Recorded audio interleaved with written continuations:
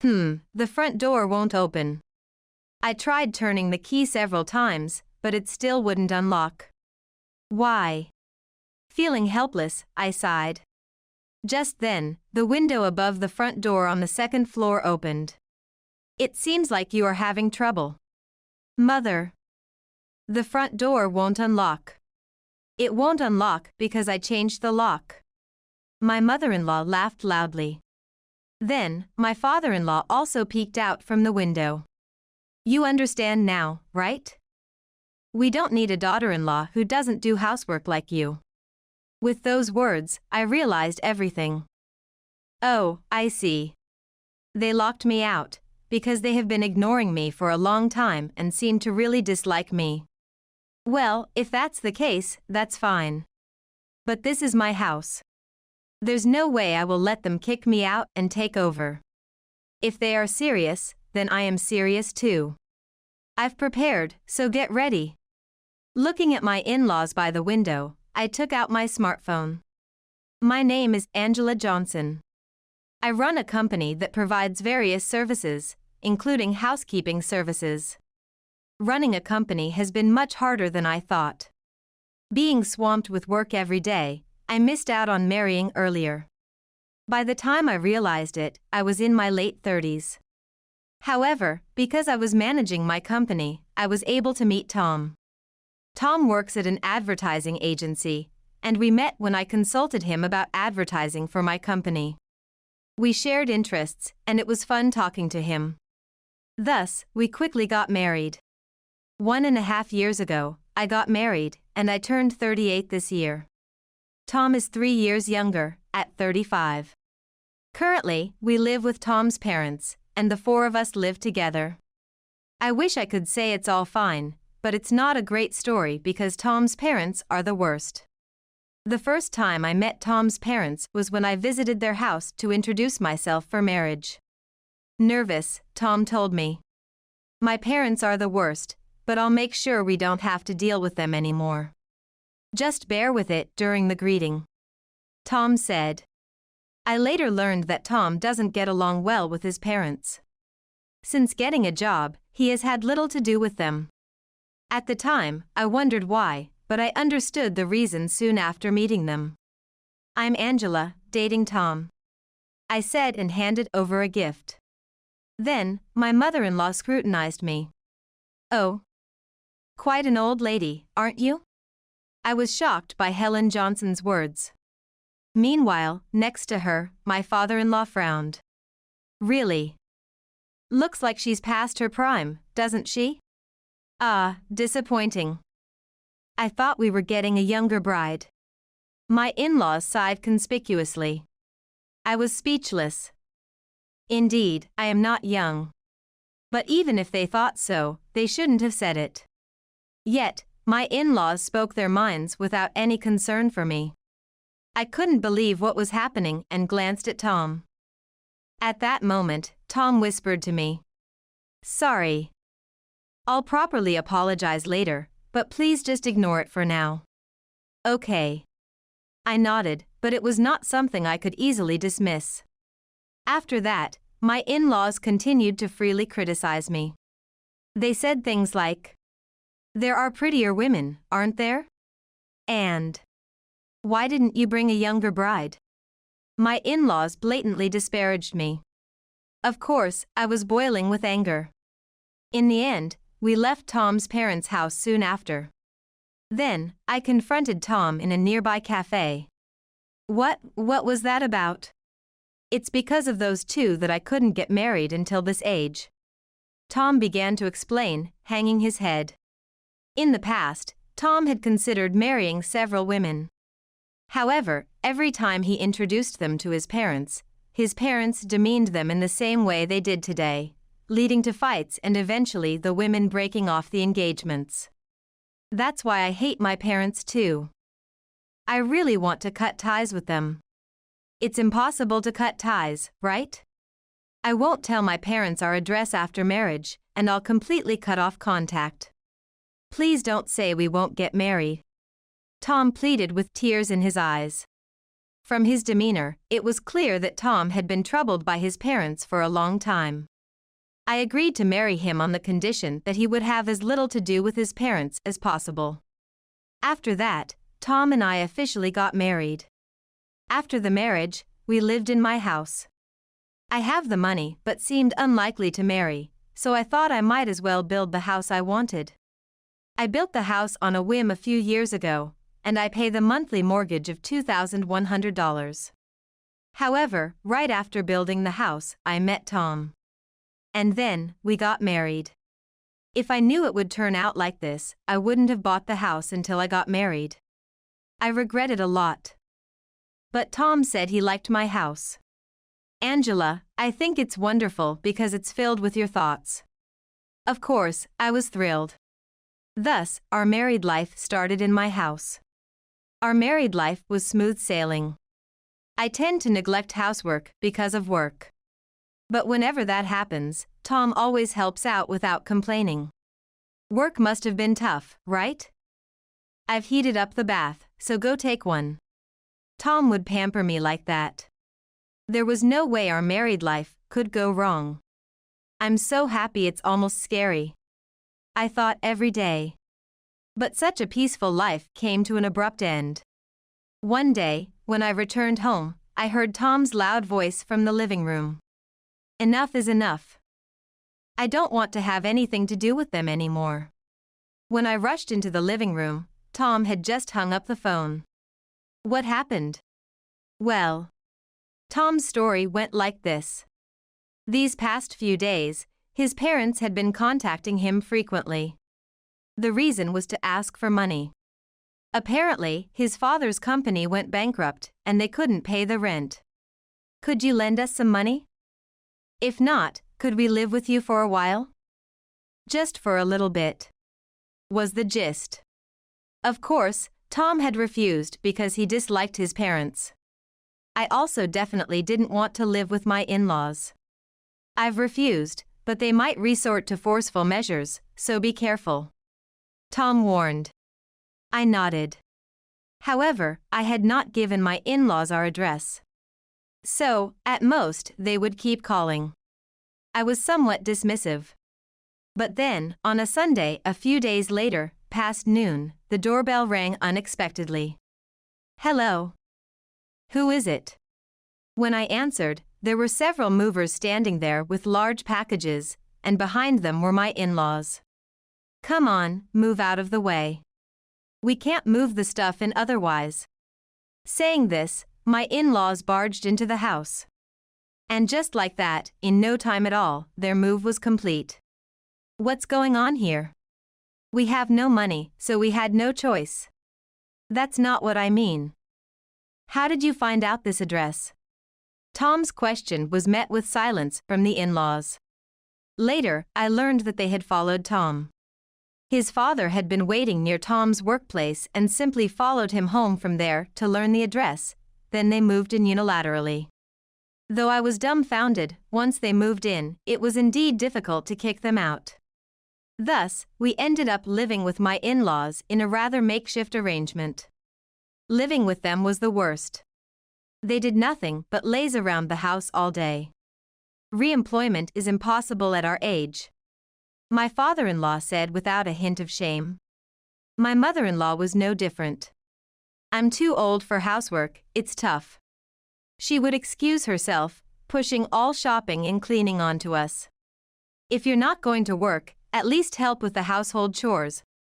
I pleaded in desperation, to which my mother-in-law frowned and complained. Household chores are the wife's job. I can't believe you'd make elderly people work like this. That's not what I mean. Oh, be quiet. You skip on your chores too. I was on the verge of exploding with frustration. Yet, they were Tom's parents, so I endured considerably. However, my patience only emboldened my in-laws. Not long after we started living together, I noticed one of my designer bags was missing. Huh. I'm sure I left it here. No matter where I searched, I couldn't find it. Just in case, I peeked into my in-laws' room when they were out. I only glanced from the doorway, but I found what I was looking for. Huh. That's my bag. Turns out, my mother-in-law had taken it without permission. And that wasn't all. She had also taken several of my handkerchiefs and accessories. When I confronted her, she said to me, "Huh? I just borrowed them.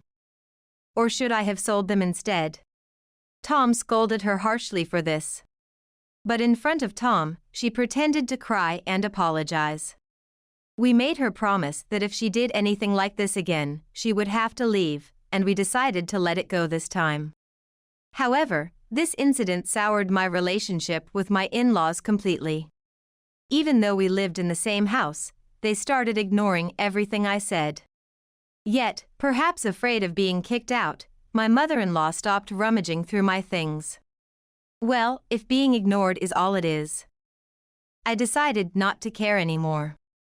A year passed like this. Throughout, my in-laws continued to ignore me, and I ignored them in return. This strange relationship continued until one day when I came home and tried to unlock the door as usual. I inserted the key into the lock and turned it. The front door won't unlock. I tried turning the key several times, but it still wouldn't unlock. Why won't it? Feeling helpless, I sighed. Just then, the window above the front door on the second floor opened. "It seems like you are having trouble. Mother. The front door won't unlock." "It won't unlock because I changed the lock." My mother-in-law laughed loudly. Then, my father-in-law also peeked out from the window. "You understand now, right? We don't need a daughter-in-law who doesn't do housework like you." With those words, I realized everything. Oh, I see. They locked me out, because they have been ignoring me for a long time and seem to really dislike me. Well, if that's the case, that's fine. But this is my house. There's no way I will let them kick me out and take over. If they are serious, then I am serious too. I've prepared, so get ready. Looking at my in-laws by the window, I took out my smartphone. Watching me, my mother-in-law taunted me. "Tom will remarry a younger woman. A young, capable wife who listens to me, right? Are you planning to divorce us? Don't you understand? It seems your brain has aged quite a bit too." My mother-in-law laughed exaggeratedly, with my father-in-law laughing beside her. I gritted my teeth in real anger. I sent an email to Tom in a fury. Then, after glaring at my in-laws, I pointed at them and made a clear threat.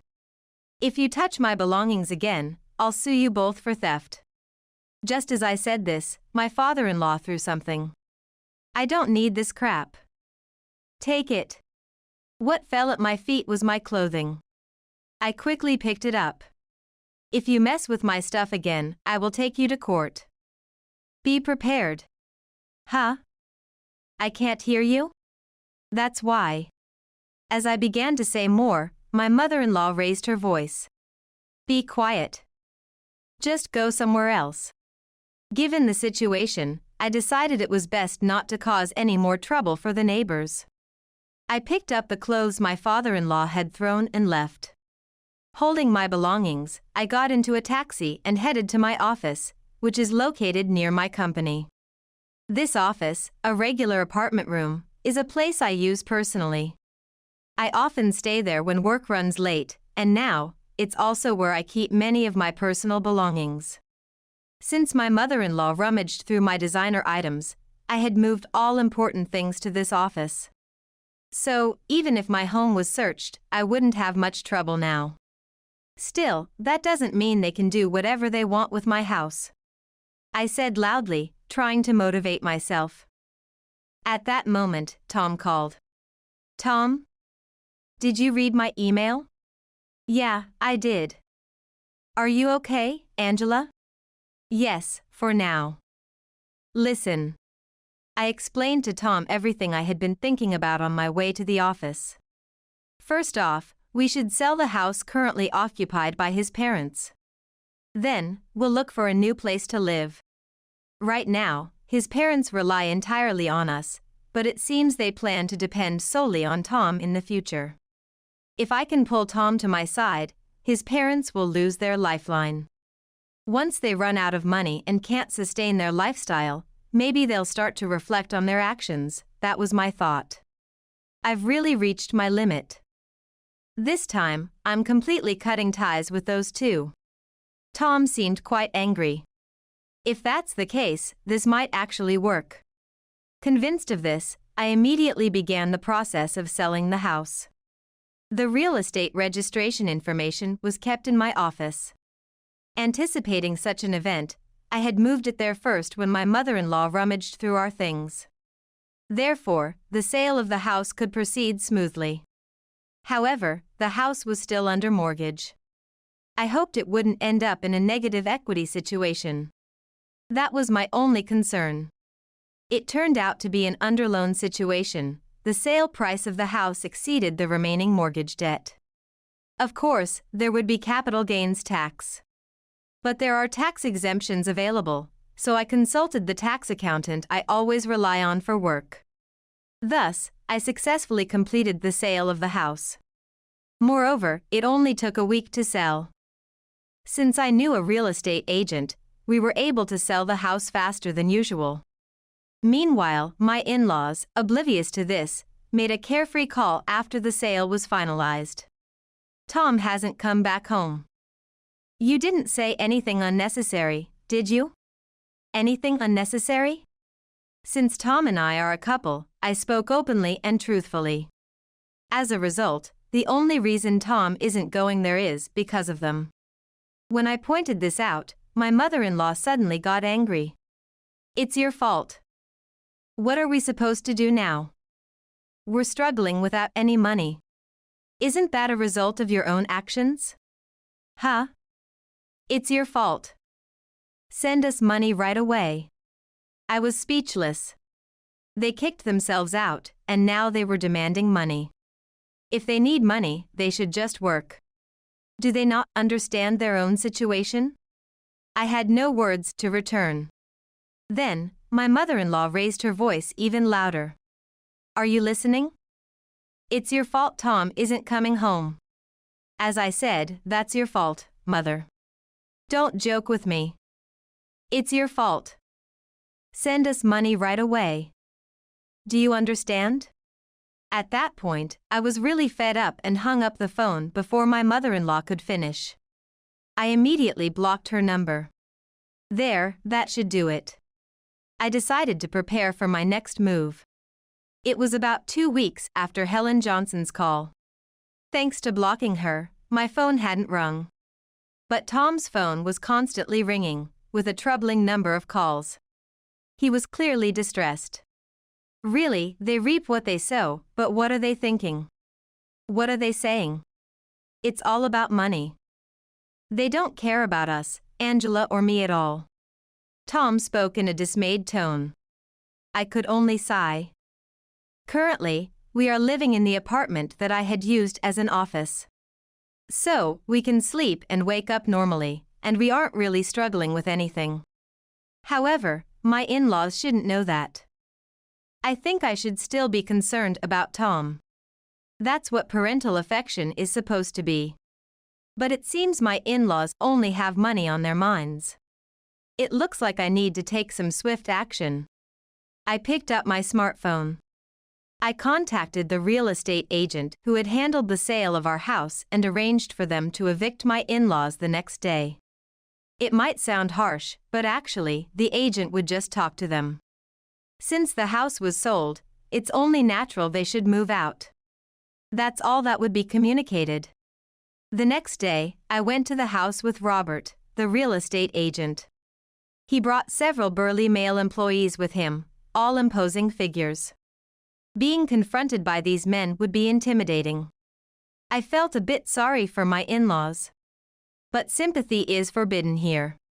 I stayed hidden and watched Helen Johnson's reaction. Soon, Robert rang the doorbell, and my mother-in-law appeared. Who is it? Hello, I'm Robert from the real estate agency. A real estate agent. We have no business with such. My mother-in-law shouted in her usual manner. But Robert remained calm. I'm sorry, but we've purchased this property. Could you please leave immediately? What? This is my son's house. You're talking nonsense. My mother-in-law stamped her foot. Robert calmly asked again. Your son? May I know his name? Tom Johnson. Do you understand? Unfortunately, that's not correct. The property was in Angela Johnson's name. Robert's words caught Helen Johnson off guard. She suddenly lost her momentum. Ah, Angela. That's the daughter-in-law. Yes, the daughter-in-law. Regardless, she sold the property. What? Wait a minute. Honey. My mother-in-law screamed into the house.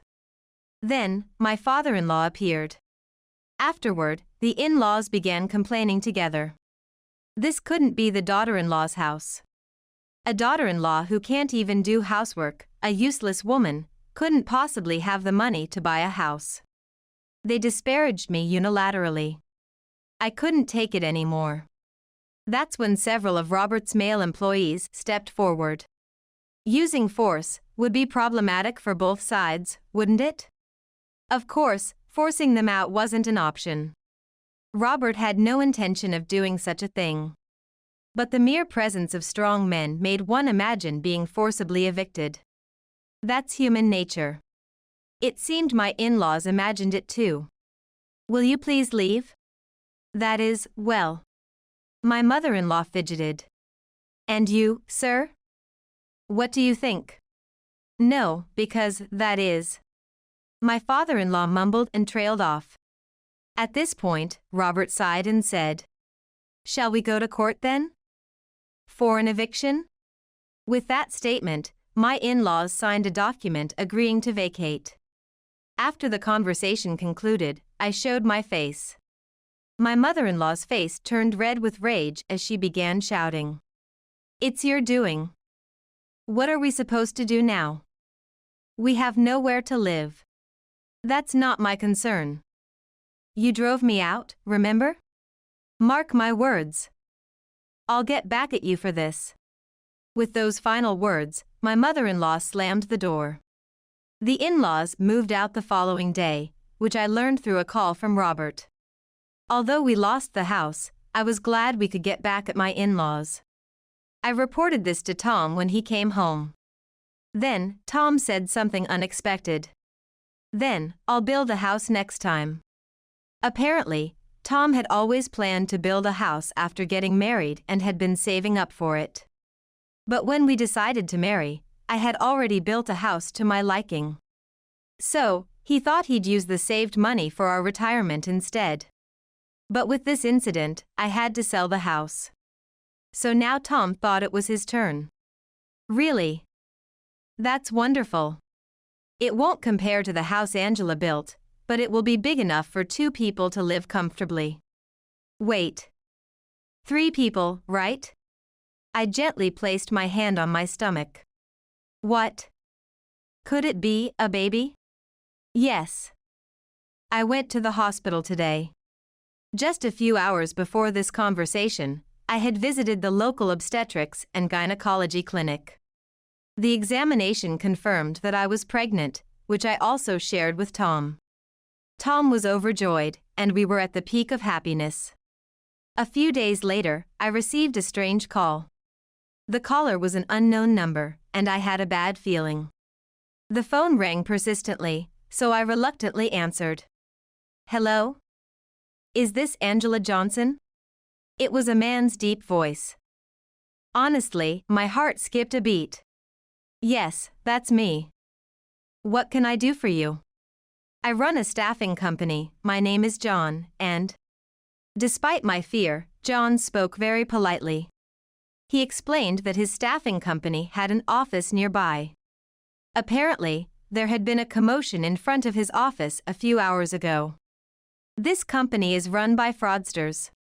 The worst person who abandons their parents is the president.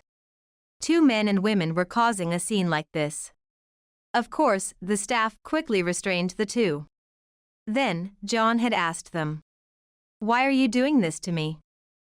What grudge do you have against me?" The frightened man and woman froze completely. They couldn't speak and just trembled. Eventually, the contact information they provided was my cell phone number. Could it be that those were my in-laws? They said their names were Dan Johnson and Helen Johnson. "Aren't they your parents?" "Oh, those are my in-laws. Actually." I explained how they had unilaterally changed the locks to my house and kicked me out. Meanwhile, John told me that my in-laws had some old company documents of mine when they were caught. It seems John's office is located where my company used to be. Essentially, my in-laws mistook my company for John's and did this out of spite because I had kicked them out. Suddenly, John became angry. "What? You just let that happen?" "No, that's why I kicked them out of the house." "That's too forgiving, I can't believe it." Thinking about it, he might be right. But I think going further would be too much. That's why I decided to end this retaliation when my in-laws lost their house. However, John wasn't satisfied. After thinking for a moment, he said, "I'll make those two take responsibility for this." "Is that all right?" "That's fine, but what do you plan to do?" "I'll have them work here. Even if I claim damages, they won't be able to pay, so they'll just have to earn it." In essence, John was offering my in-laws a live-in job. That was more than I could have hoped for. I eagerly agreed. Later, through John's mediation, my in-laws were sent to work at a construction site in the countryside, where they lived on the premises. It was a completely legal job at a regular construction site, but because they lived there, they couldn't escape or slack off. Now that they had a place to live and a way to earn money, my in-laws should be grateful. 6 months after my in-laws disappeared, I gave birth to a healthy boy. Now, Tom, my son, and I live a lively life. We are also discussing the house with Tom, planning to design it with all my dreams in mind. Thinking about it, the house I built had neither a child's room nor a room for my husband. Being able to decide on the layout of the house while talking with the person I love is truly a blessing. Cherishing this happiness, I wait for Tom and my son to come home today.